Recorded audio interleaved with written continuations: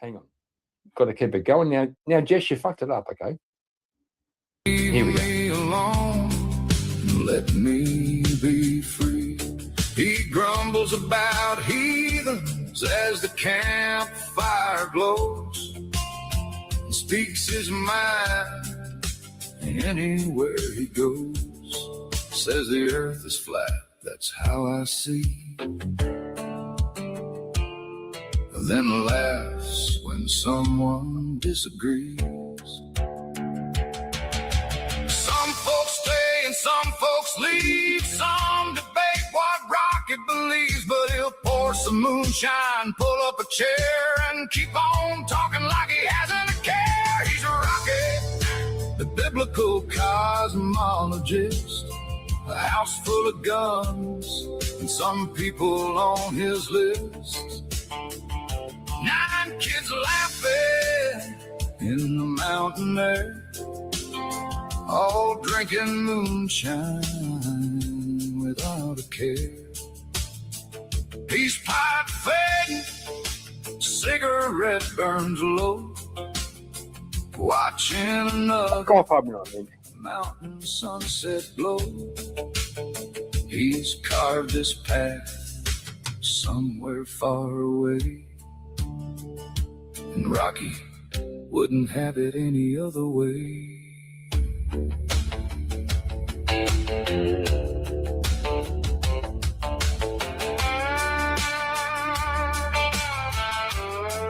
You guys are wrong. You guys are wrong.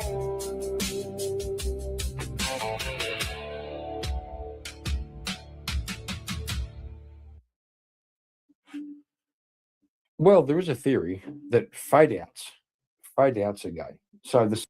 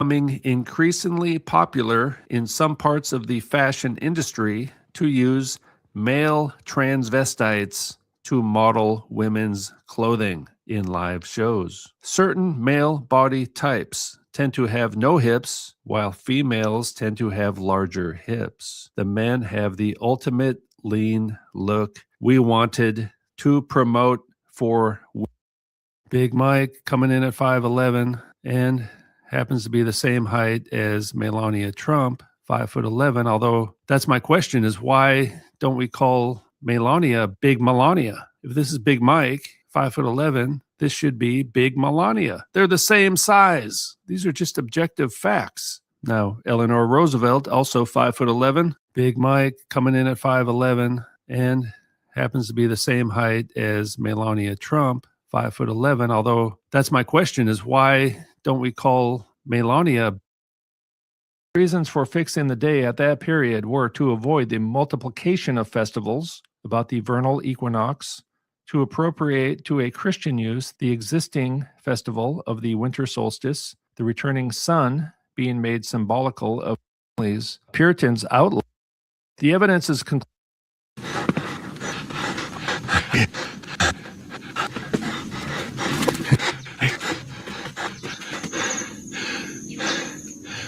All right, I'm going in. I'm going to walk through the gate of heaven.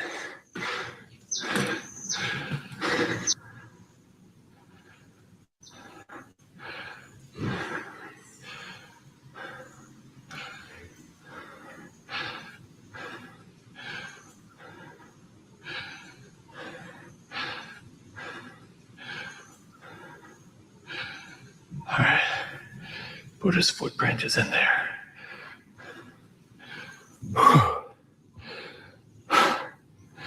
The primordial sample.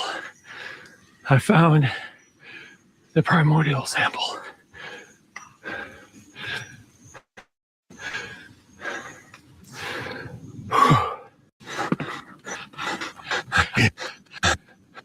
So when someone...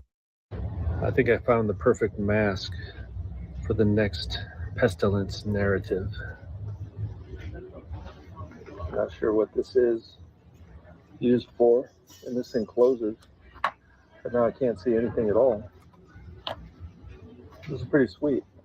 I think if I walked around town with this thing on, I could make a statement.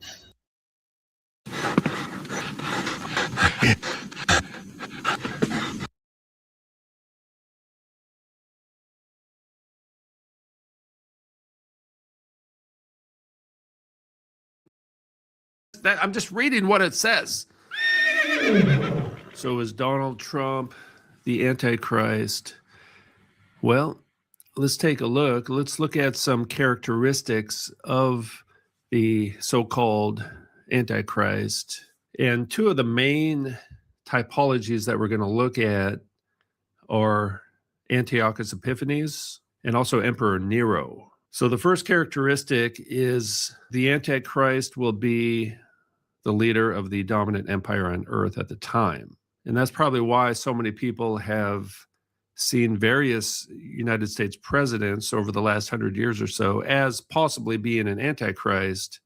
I remember back when I was in, like in high 80s, we thought that Ronald Reagan was the Antichrist, and I didn't know anything about biblical eschatology other than what I heard in Iron Maiden albums. You know, he had 6 letters in each of his names, Ronald Wilson Reagan, and that was enough for us to conclude that Reagan was the Antichrist. There was a lot of propaganda, news about nuclear weapons and all this kind of stuff with Russia, nuclear war. There was a lot of movies and TV shows about the end of the world. So, naturally we concluded that Ronald Reagan was the Antichrist. And then Obama was considered to be an Antichrist by many people. And many people actually believe that Donald Trump is the Antichrist today. Now, 500 years ago, or even 1,000 years ago, they thought it was the Pope, right? Because he was kind of the dominant leader of the world at the time, actually. But it seems like the biblical typology is that of a political leader. All right, so let's just say political leader of the dominant empire on earth.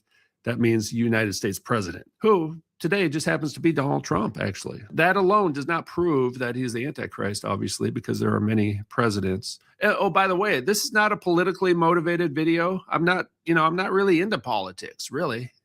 I see it more of like a TV. I watch it like a TV show, like a weekly drama, like what's the crisis this week, that kind of stuff. So as Orson Welles said, politicians are actors. And he also said they're of a third sex. So, and the next characteristic is someone who speaks boastfully about themselves. Just think about how often Trump talks about himself and boasts about himself. Every time he opens his mouth, in fact. It says it right here. This is Daniel 7, verse 8. This is like the first verse I even looked at in this video. I have a whole list of verses to look at. This one right here. Does Trump have a mouth speaking great boasts? Every time Trump opens his mouth, okay? So this is just taking a step back, just observing the data objectively. I think we must admit, every time Trump opens his mouth, he talks about himself and how great he is. And I use the he pronoun just for convenience. Have you ever seen anyone boast about themselves more than Trump? Anywhere. Not even just U.S. presidents. Anybody on earth in your lifetime. Have you ever heard of such a thing? Because in real life, we can't go around boasting about ourselves. That's just not cool. People don't like it. But for some reason, Trump gets away with it. Every time. Trump's favorite topic is Trump. He names his buildings after himself. Everything is Trump. He'll probably change the name of North America to Trump land. It's not even like a joke. Like it's going to happen. You know it is. The Gulf of America is really the Gulf of Trump. In the White House, it's the Trump house. So he is a Roman emperor. That's what he is. That's the template of how he conducts himself as leader of the dominant empire. And hey, can't blame him, right? America's a very powerful country. Why not use that power, right? So I'm not even saying I agree or disagree with his policies. No, it's not political. We're just looking at the data. And the data says